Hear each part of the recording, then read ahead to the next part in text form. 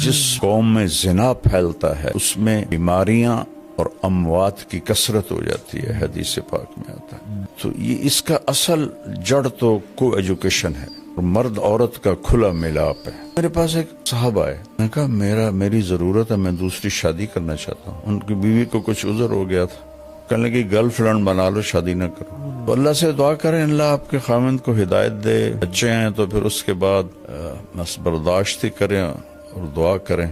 دل تو اللہ بدلتا ہے، نہ فطرت بدلے تو طلاق اسی موقع پر ہے۔ جی یہ فائزہ سہیل ہیں، یہ کہتی ہیں کہ جی میں مولانا صاحب آپ کا بیان بہت شوق سے سنتی ہوں، کچھ عرصے سے بہت پریشان ہوں، کیونکہ میرے ہسبینڈ جو ہیں ان کا غیر عورتوں سے غلط ریلیشن ہے، جس کی وجہ سے مجھے بہت زیادہ تکلیف ہے۔ تو میں چاہتی ہوں کہ مجھے آپ رہنمائی دیں کہ میں اس بارے میں کیا کروں، یا مجھے کیا سٹیپ لینا چاہیے۔ اس کی بیس تو بیٹا پڑی ہے کو ایجوکیشن سے، کمبائن ہے۔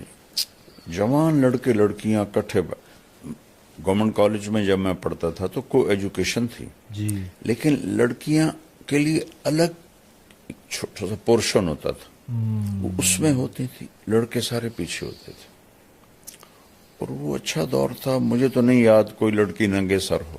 گورنمنٹ کالج پاکستان کا سب سے بڑا کالج تھا، مجھے یاد نہیں کہ میں نے کسی لڑکی کو، ہوتی ہوگی میری یادداشت میں نہیں ہے کہ کوئی سر سے ننگی ہو۔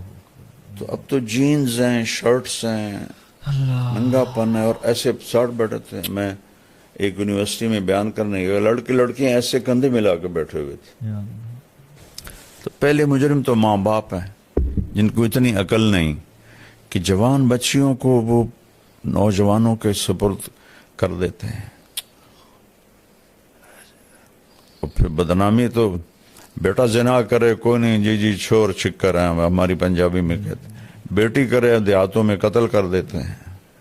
اتنا بڑا ظلم ہے، جرم تو دونوں کا ایک جیسا ہے۔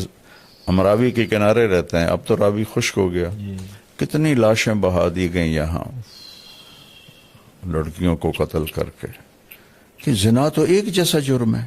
لڑکا کرے او کوئی گال نہیں جی کر دے ہی ہیں، اسی بھی تو کر دے آج سے، یہ میں نے خود سنا ہو، اور لڑکی سے ہو جائے تو وڑ دے ہو۔ تو یہ کلچر ایسا بن چکا ہے کہ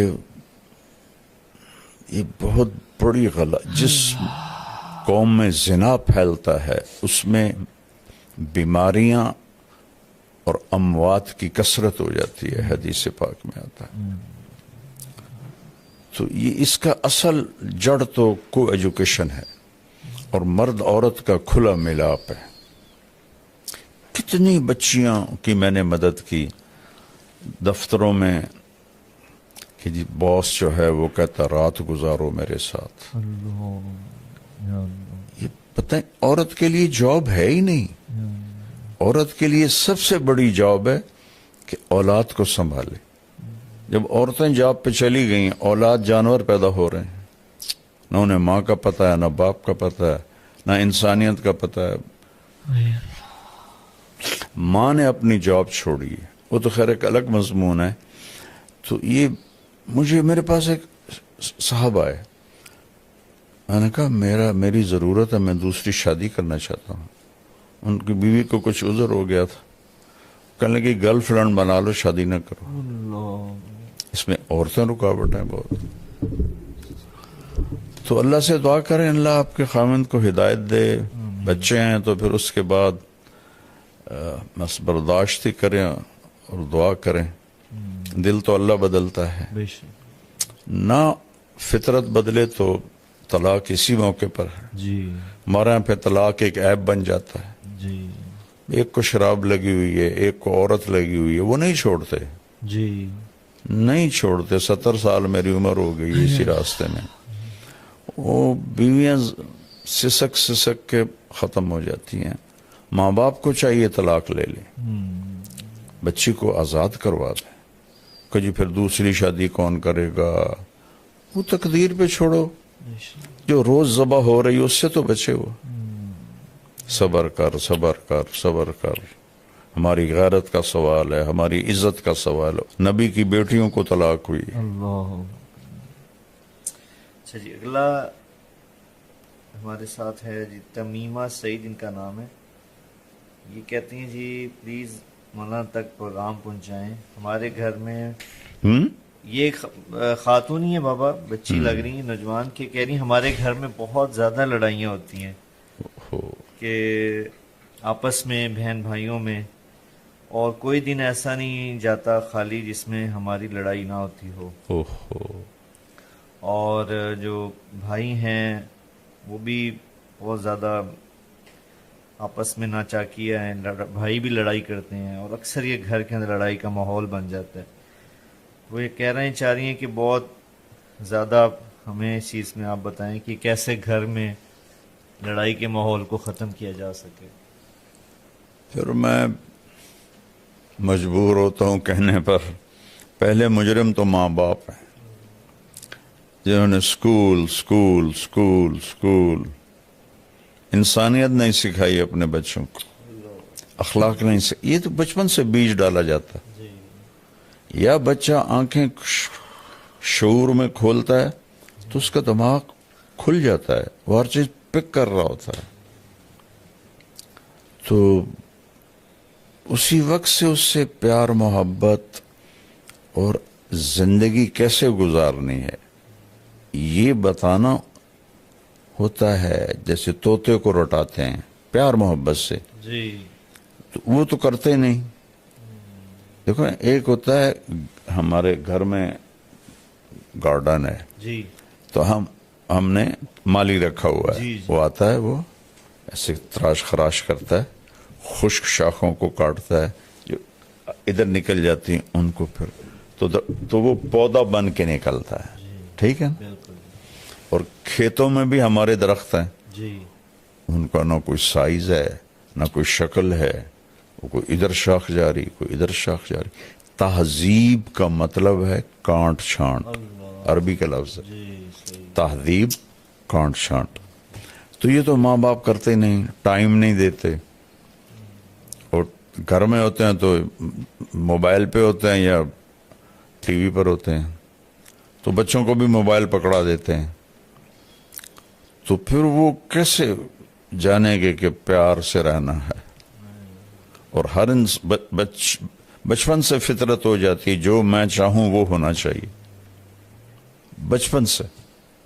اس کو اس فطرت سے نکالنے کے لیے ماں باپ کو، اس لیے تو اللہ نے ماں کو کہا تو تیرا سب سے بڑا وظیفہ، جاب، نوکری یہ ہے کہ نسل کو تیار کر، چونکہ باقی ہر مخلوق پڑھی لکھی پیدا ہوتی ہے، اس کو اللہ اس کے پیٹرن پر خود چلاتا ہے۔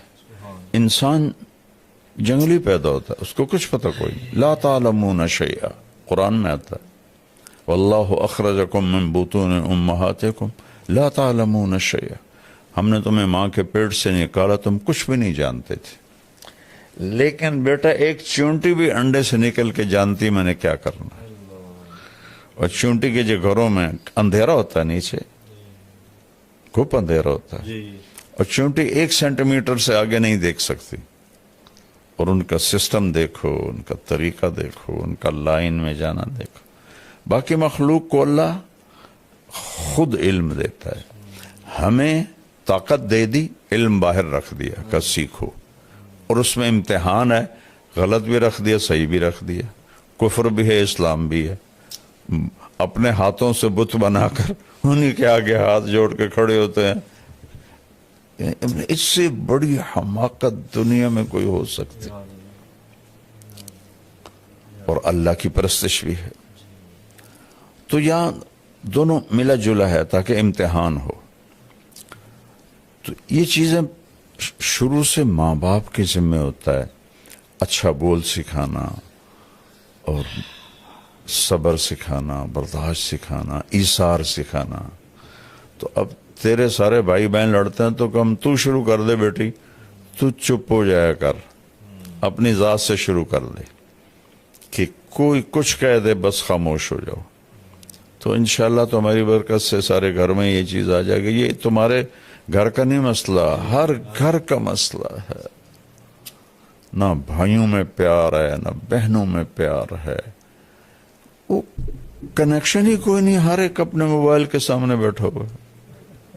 ایک دفعہ میں ایک جگہ گیا تو کچھ 6-7 بچے ایک ہی فیملی کے بیٹھے ہوئے کمرے میں، سب موبائل دیکھ رہے تھے. تو اس موبائل نے ایک ہتھیلی پہ 7 بر اعظم ہمیں جمع کر کے دے دیے ہیں، اور ایک کمرے میں بھائیوں کو جدا کر دیا ہے. تو ہر وقت مشین کے سامنے بیٹھے ہیں.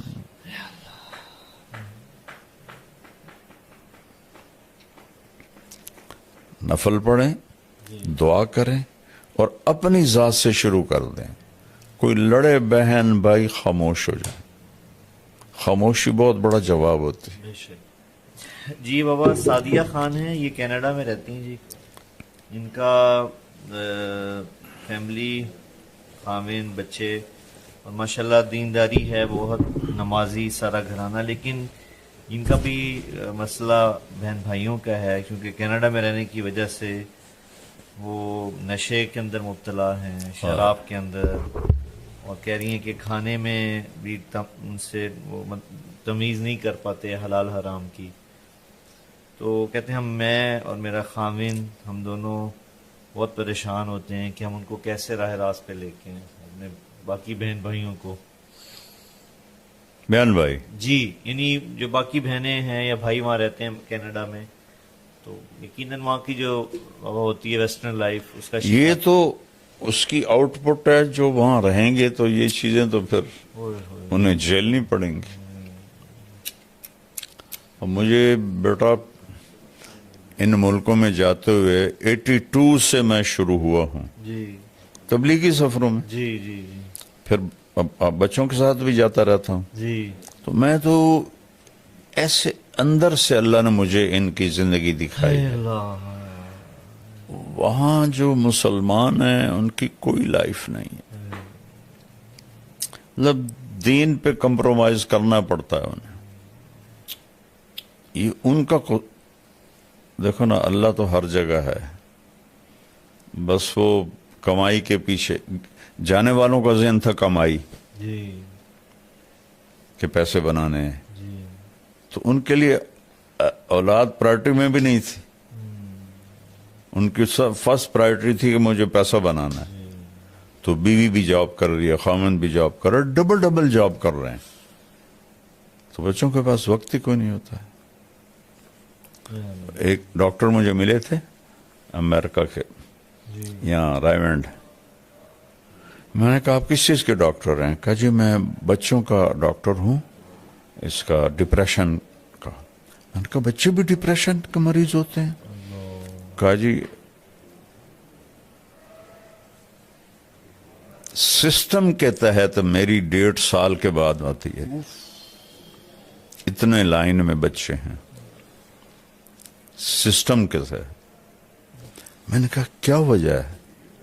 کہا ماں باپ کوئی نہیں، شادی کوئی نہیں، بوائے فرینڈ گرل فرینڈ. اب بچہ پیدا ہوا کون سنبھالے؟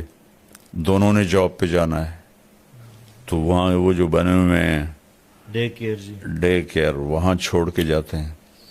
وہاں وہ چیختے چنگاڑتے ہیں اور ٹکریں مارتے ہیں جب تھوڑا بڑے ہو جاتے ہیں دیواروں میں. تو ہم نے 6 فٹ دیواروں پہ فوم لگایا ہوتا ہے کہ اگر بچے ٹکرے ماریں تو ان کا سر زخمی نہ ہو. تو اس لیے وہاں حد سے زیادہ ڈپریشن ہے. جبھی تو زیادہ وہاں نشہ چلتا ہے جی کہ وہ نشے کے بغیر وہ صحیح چل نہیں سکتے. ان کو کھا جاتی ہے اندر کی خلا جو ہے. دیکھو جو یہ جگہ نا بیٹا، جی یہ اللہ کے تعلق سے پر ہوتی ہے، شراب سے نہیں. جنید جمشید رحمت اللہ علیہ جیسا خوبصورت، ٹال اور سریلا اور موسیقی میں شہرت پانے والا پاکستان میں نے کوئی نہیں دیکھا، نوجوان نسل میں. جی پچھلے بڑے گلوکار نہیں. تو 97 میں کسی نے مجھے ملایا, میں نہیں جانتا تھا, تو میں نے تھوڑی بات کی, مجھے یاد بھی نہیں میں نے کیا بات کی, تو اس نے ایک دم میری بات کاٹ دی کوئی 5-6 منٹ کے بعد. کہنے لگا مولانا میرا ایک سوال ہے. میں نے کہا بولو. کہا ایک پاکستانی نوجوان جس گلیمر کو خوابوں میں دیکھتا ہے وہ مجھے فزیکلی حاصل ہے, لیکن پھر یہاں اندھیرا ہے, یہاں اندھیرا ہے, یہ جگہ خالی ہے, مجھے لگتا ہے میں وہ کشتی ہوں جس کا کوئی ساحل ہی کوئی نہیں. یہ ایسا کیوں ہے؟ یہ ہے سارا کہ وہ جو اندر کی فرسٹریشن ہے وہ ہے اللہ سے دوری. وہ اسے دور کرتے ہیں شراب سے, عورت سے, میوزک سے, کلبوں سے, اور بڑھ جاتی. پھر میں نے جنید مرحوم سے کہا, میں نے کہا تیرے اس گھٹنے میں درد ہو تم میڈیسن یہاں لگاؤ ٹھیک ہو گے؟ کہنے لگا نہیں. میں نے کہا کیوں؟ کہ جہاں درد ہے وہاں دوا نہیں ہے, اور جہاں درد نہیں وہاں دوا لگا رہے. میں نے کہا تمہیں اندر جو خالی ہے وہ اللہ رسول سے دوری ہے, تم اسے 5 اسٹار ہوٹل, میوزک, لڑکیوں میں ڈھونڈ رہے ہو, کیسے ملے گا؟ جتنے بڑے سٹار ہیں بیٹا یہ سب شدید ڈپریشن.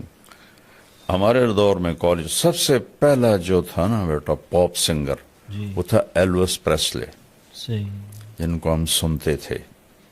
امریکن جی ویٹر تھا ہوٹل میں, صحیح, اور دنیا کا پہلا وہ بنا سٹار, راک سٹار, صحیح, پاپ جس کو کہتے ہیں. جی جی جی, وہ جہاں اس کی گاڑی کھڑی ہوتی تھی لڑکیاں چوم چوم چوم کے اس کی گاڑی سرخ کر دیتی تھی. اس طرح اس کے ساتھ عشق دیکھا لوگوں کا, اور وہ 42 سال کی عمر میں نشوں کی کثرت سے مر گیا. یا اللہ, مائیکل جیکسن جی ٹیکے لگوا کے مر گیا. یہ جتنے, چونکہ میں تو یہ فلمی دنیا کے اور لڑکیوں سے بھی ملا ہوں, لڑکوں سے بھی ملا ہوں بیٹا, میرے رونگٹے کھڑے ہو گئے ہیں.